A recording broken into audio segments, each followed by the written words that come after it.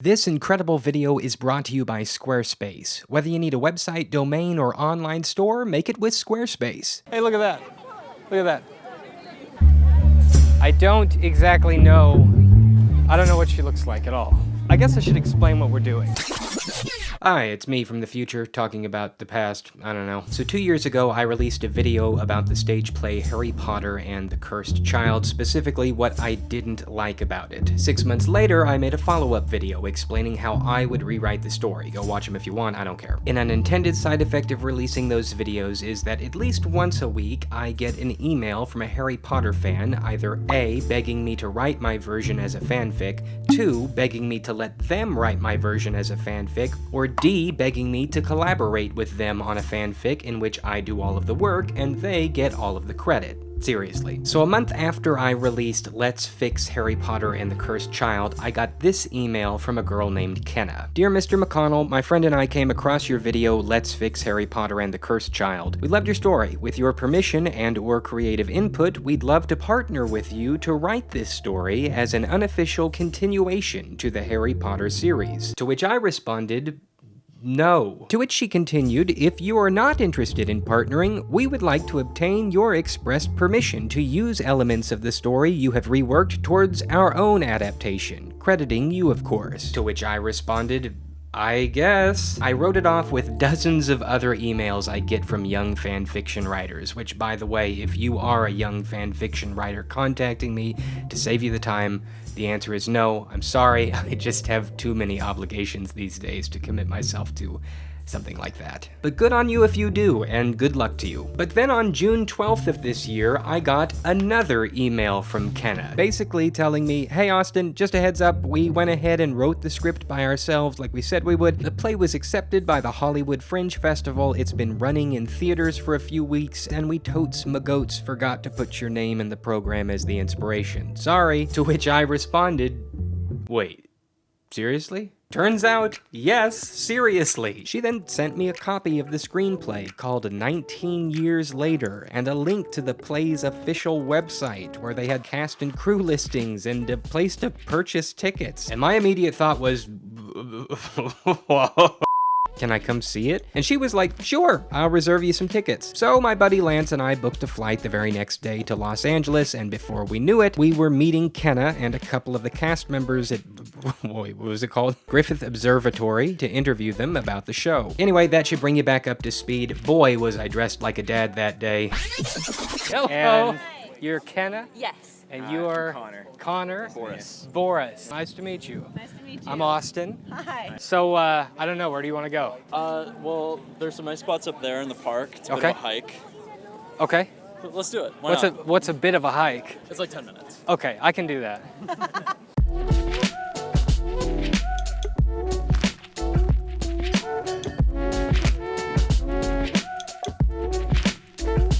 Come on in, guys. I can't do this by myself. There's no way to explain this other than to just have you guys come explain it. Okay, so who's the director? You're the director? No, none of us are the director. None of you are the director. So who are you?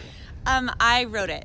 She's the writer. You're the one who emailed me. Yes. And you two play in this screenplay. Yes, we do. Well, it's a stage show.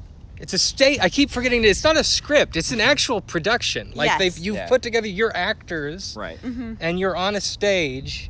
Yes. Okay, so explain to me, walk me through how this happened. You Um, came across this video. Yeah, we came across your video, we watched it, and we were like, hey, that's so much better.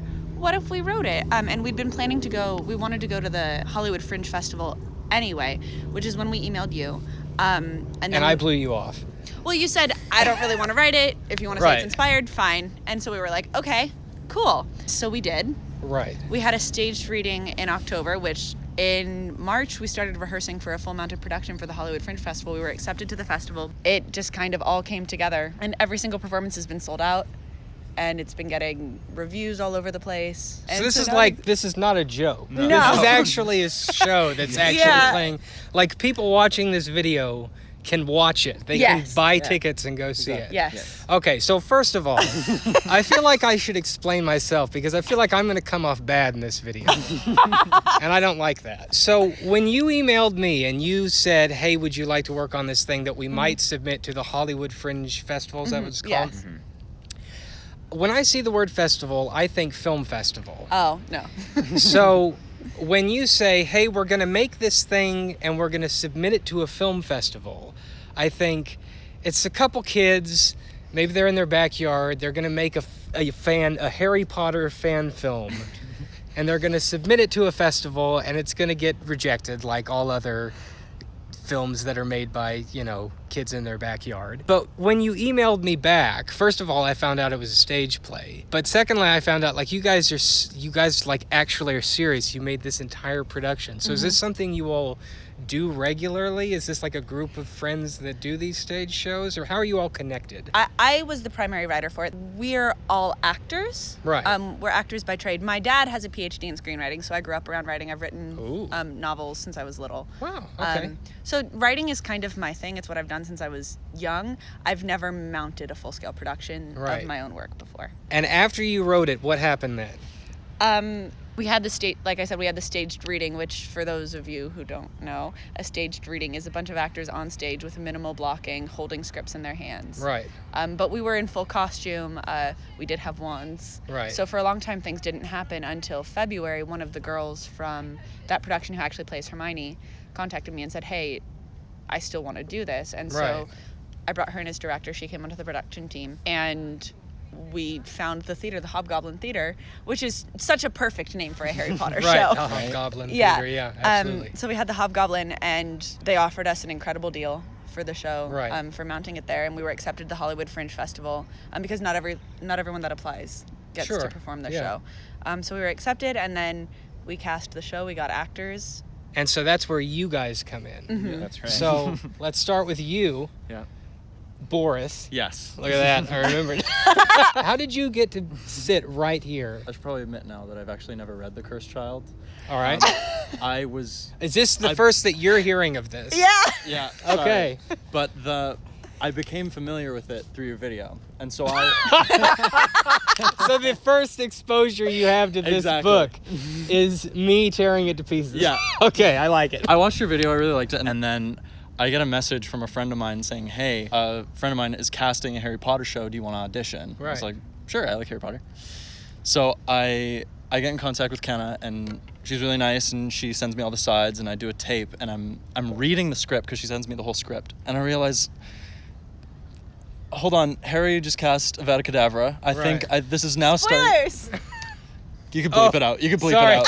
Sorry. But that was the point at which I realized, I was like, okay, this is starting to sound familiar. And then I remembered, and I was saying, is this Austin's rewrite? And she said yes. So you watched my video first. Yeah. Then somebody approaches you later. Yeah. And then you find out that it's based on the video. Yeah, that's pretty much how it happened. I don't know why any of this is happening. Yeah, but they wanted to do the original Fringe run first, so I wasn't available. Right. So I'm going to be part of the extension, which is happening in August. Right. Yeah. So you're going to play Albus. Yeah. You're like you're the guy. You are the cursed child. Allegedly, yeah. Allegedly. But you're not going to play in it tomorrow. No, not tomorrow. So it's like a rotating cast. And so Connor, yes. who do you play in this? I play Scorpius. Scorpius Malfoy. You play Scorpius. Sorry.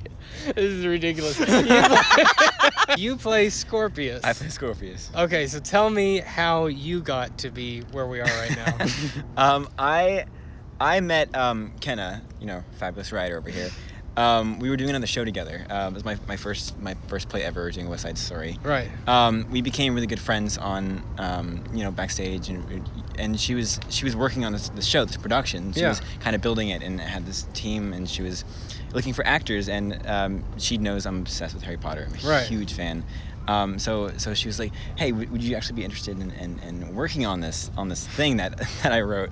And I was like, okay, sure, I'll check it out, because you have friends that like offer you things all the time. Right. Sometimes they're not great, sometimes they are great. Sure. But I read the script, and I was really impressed, and I thought it was clever, and I thought it was like funny, and it was heartfelt.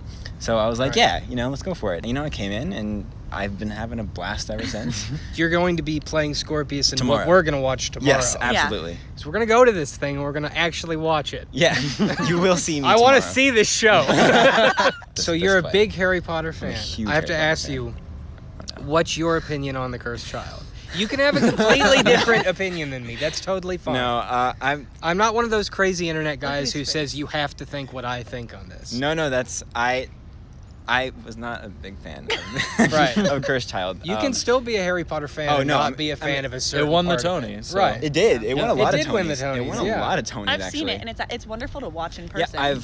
Yeah, That's it's what I just- hear. I hear it's a great The show to see in actors are person. incredible, and they make something out of something. Right. I mean, a show can still be great to watch and not Right. necessarily have the Have a- strongest of writing. Exactly. So And it's amazing to see the divide of people who've watched, Harry Potter fans who've watched the show, love it and Yeah. rave about it. Yeah. And people who have just read the screenplay say, it's weird. It's Watching kinda- it is an entirely different Right, experience. as it should be with the Yeah. stage play. Right. So, I'm trying to put into words, like I get approached by people. I made this video about a comic book I wrote when I was a kid a few weeks ago. And after I release this video, I get like 15 to 25 emails from people saying, hey, I'm gonna rewrite that comic as a legit thing. Will you help me work on this? And I go, no, because why would you do that? And I feel guilty because you emailed me and I blew you off. I mean, well, put yourself in my shoes. Oh, yeah, it sounds crazy. A lot of people write fan fiction. There's not many people that say, hey, I'm going to write a fan script and then I'm going to cast that script. I'm going to get a theater. I'm going to get costumes and makeup and all of the trimmings, and I'm going to make an actual stage show around it. So I feel like I should, number one, issue an apology to you. But also, not to just say that I'm sorry, but to say that I am thoroughly impressed Well, thank with you. what you've been able to accomplish. And you've proven me wrong, and I'm pleasantly surprised. I've never I am been more thrilled. pleasantly surprised to be shocked by the work of fans on the internet and the things that they can accomplish. We're going to go see the stage play. Have you read the script? Are you asking me? Yeah. I'm going to be honest with you. I have not read the script. Now, you sent me the script. I did. You sent me this email that basically was like, hey, guess what, jerk? I did this without you. Here's the script if you want to see our show. I mean, this is what you're missing. I opened it up and I read the first page. And then I opened it to the middle and I read another random page just to make sure it wasn't some kind of trick that you were pulling on me. And then I stopped and I said, I don't want to read any more because I want to go see it. That's And I fair. want to go see it, and I don't want to know what I'm going to see before I see it. You kind of know. Well, I don't know, because I don't know how true that you have stayed, Kenna, to the author notes that I have provided you. This is you said it's an hour and 40 minutes Yes. with a 10-minute intermission.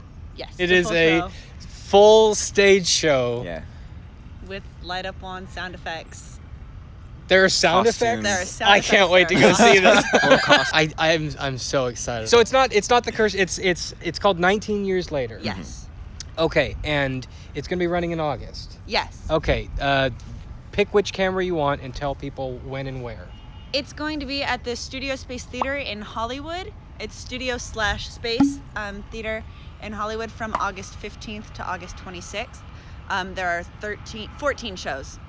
So 14 performances, 14 chances to see Harry Potter on stage again. If you live in this area, go to it. If you don't live in this area, Go go to see it. Right. I'm so excited. I cannot wait to see what this is like. So the next day, I headed out to the Hobgoblin Theater on Hollywood Boulevard to meet the cast and crew and to watch the show. To be clear, this was one of the more bizarre experiences I've had. Dozens of people all coming together working really hard on a project I inspired. Hobgoblin is a small-scale theater, and at first sight seemed like it probably wouldn't amount to much, but before I knew it, the theater was packed, and backstage, everyone everyone was getting ready, putting on costumes, hair and makeup, going over last-minute changes, and building excitement for the performance. It was fun to watch the frantic scrambling around by cast and crew, making sure everyone was on the same page and ready to go for the show. I did my best to just stay out of the way, but in the little bits and pieces of conversations I had while everyone was setting up, I discovered lots of the folks involved were huge Harry Potter fans, and they were thrilled to express their love for the franchise in this creative way. Pretty soon I slipped out to find my seat, the lights went down, and the show started. The best way to describe what I watched is, well, it's like a group of fans who all have a background in theater came together to perform something that bears great resemblance to the plot I dreamed up. Without the glitz and gloss of fancy sets and stage effects, the show can only survive on the basis of the writing and performances. It was quite a fun experience to see just how much they did with a limited set of resources. There was mystery, intrigue, drama. There were even a few action scenes peppered throughout, and the audience was into it. A woman sitting near me audibly gasped when Harry and Hermione's storyline hit its first major turn. It reminded me again just how much Harry Potter fans care about these characters, even when viewing them in this unofficial capacity. The more I watched, the more it dawned on me that this wasn't just a little dinky or experimental one-act. This was a full stage show that had been crafted, rehearsed, and produced with great care, and I sat there in a state of bewilderment that a couple videos I had made in a few nights at my apartment in Arkansas had somehow reached so far across the World Wide Web that professional performers in Hollywood were inspired to actually bring it to life. And I was once again reminded that, man, the internet is weird. So for those of you who are hoping that one day I'll drop a massive, sprawling Harry Potter fanfic into the wild, I just don't have it in me. But don't be too disappointed. Do what Kenna and company did. If there's a story you want to see, don't wait around for someone else to make it. Pick up the tools you have and make it yourself. And whatever you end up making, you'll want other people to see it, right? Which means you're gonna need a website. Squarespace, the sponsor of this video, wants to help with that. They've got tons of beautiful designer templates to help get you started. If you've got fan fiction, fan art, a fan film, or something original, their platform exists to help you share it. Video, images, text, an online storefront, whatever you need to help distribute your creations. You can get started today by going to squarespace.com to start your free trial. And when you're ready to launch, go to squarespace.com/AustinMcConnell to save 10% off your first purchase of a website or domain. Thanks to the cast and crew of 19 Years Later, break a leg, guys. Join your Hogwarts house. What is this, forest or river? That's the first question.